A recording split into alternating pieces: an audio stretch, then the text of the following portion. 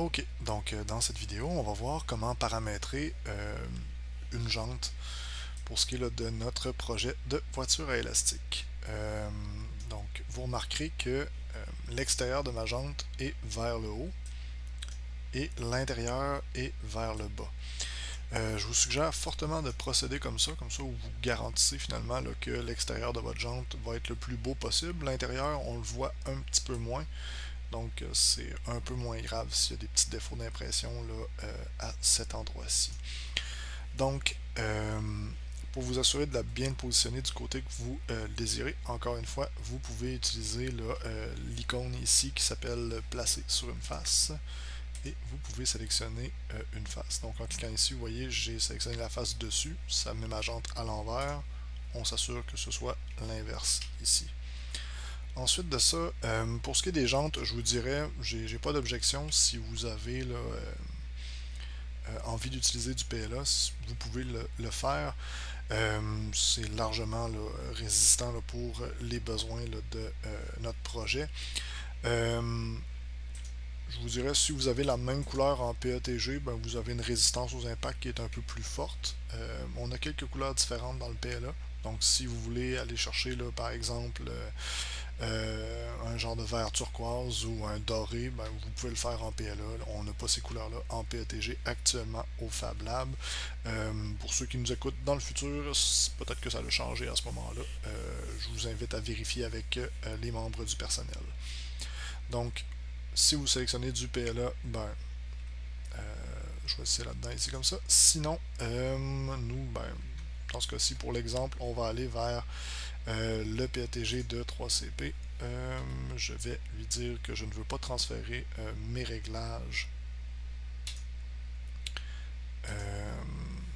vers ma nouvelle configuration. Donc, je sélectionne le PATG de 3CP et je vais sélectionner mettons la même couleur que ce que j'aimerais pour mon châssis.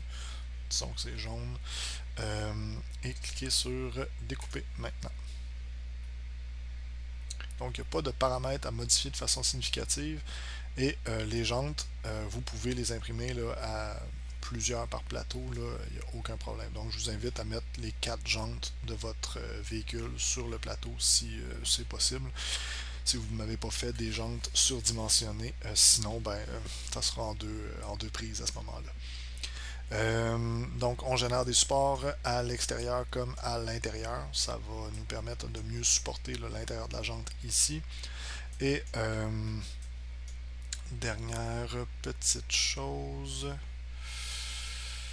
J'ai oublié quelque chose. Je vais juste aller vérifier. Non.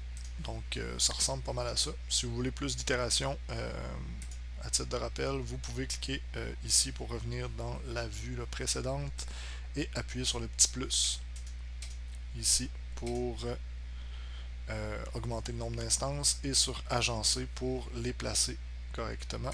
On réappuie sur découper maintenant et on obtient ça ici.